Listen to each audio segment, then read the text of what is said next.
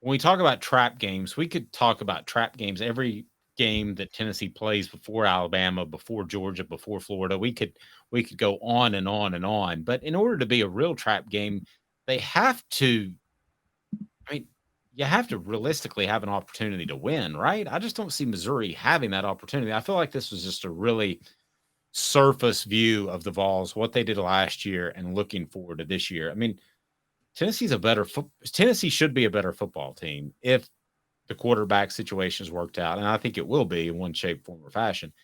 I mean, to see them losing to Missouri just seems like a stretch to me. Now that does turn me to this, and I look at Tennessee's football schedule. So obviously, the ones you should be most concerned about are Alabama and Georgia. But of the other teams on Tennessee's schedule, who are you most concerned about? And I want to take Alabama and Georgia out of the equation. Remind you that What the H is brought to you by Andy Mason, AndyMasonRealEstate.com. Andy Mason has over 40 years of experience. His group does in real estate in Knoxville. Completely take care of you, save you thousands or tens of thousands of dollars. So, what game on Tennessee's schedule do you think is the most disconcerting for Tennessee fans other than Alabama or Georgia? Brad Crawford of 247 says Missouri. What say you, Caleb Calhoun? Before I answer my question, or that question, is it crazy? Like, what era are we living in where we're not naming Florida? This is the team that Tennessee hasn't been able to buy a win against the last 20 years until last year. And before that, it was the circle game. And we're just like, nah, Tennessee should win that game.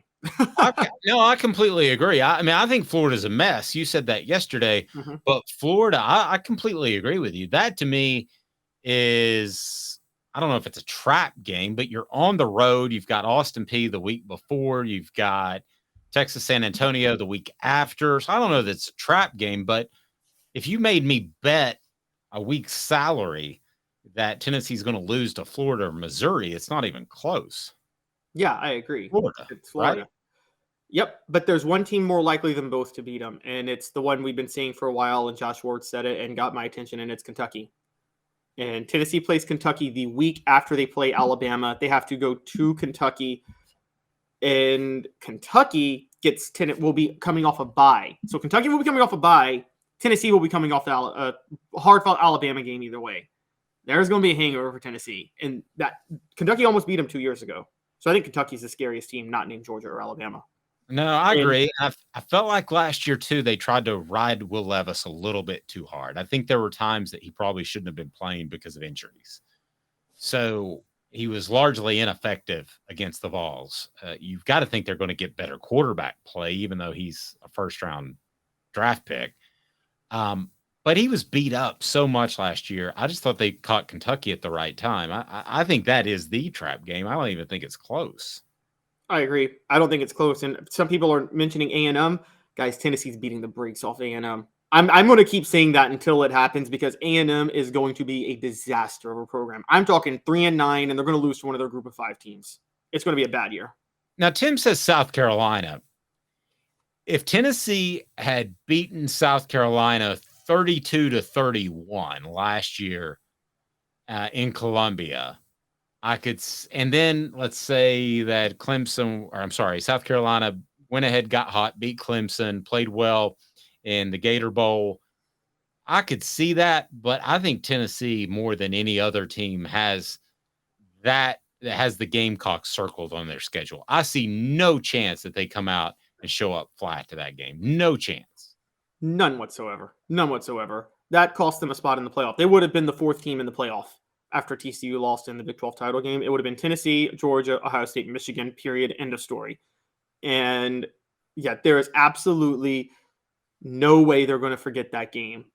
And they will be, and now Jeremy Banks is not with the program. So that's another big boost because honestly, I think if Jeremy Banks were there would be some distractions with him being on the team and then playing South Carolina again. But it sounds crazy to say this, but talent-wise, those two teams, I thought Tennessee had the edge, but those two teams were a lot closer than the score would indicate. That was such a sign of dysfunction on Tennessee's side that it was as much what they did. No offense to South Carolina, you beat Clemson the next week, but that was as much what Tennessee did in Columbia that night as it was what South Carolina did. Yeah, there was clearly, like, we knew Tennessee's defense wasn't that good. It wasn't that bad. By no metric was it that bad. And that was just really, really weird to watch. I'm with you. I think they're beating South Carolina pretty handily this year. And also, I think Josh Heupel is. We were learning this about Josh Heupel. He's not that every game stands on its own and we take it equal. No, he takes some things personal. He does. And No, totally. He did it. I mean, he showed up Missouri on purpose. I don't yeah, think that was an accident. And Eli Drinkwitz during SEC Media Days talked about Tennessee's cheating and all that stuff. He did that on purpose. So I think that clearly Josh Heupel has a memory. He likes to rub people's nose in it when he has a chance. Now, let me ask you this: what would be the costliest loss for the Vols other than Alabama and Georgia, which they will be underdogs in those games? But the costliest loss, would it be Missouri? Would it be A&M? Would it be South Carolina? I'm going to go ahead and go first, if you don't mind.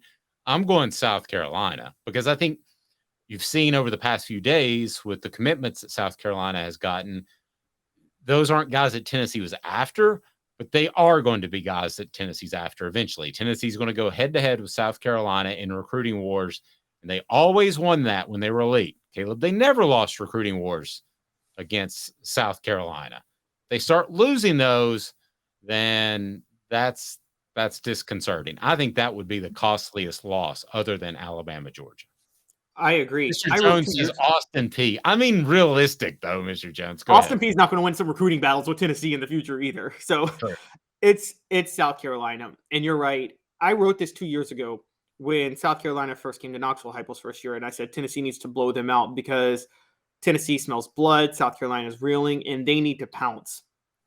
It's no secret. I mean, it's no coincidence that one of the contributing factors to the downfall of Tennessee football was Steve Spurrier going to South Carolina. He was keeping those kids in state at that point. Jadeveon Clowney doesn't go to South Carolina otherwise if Steve Spurrier is not there.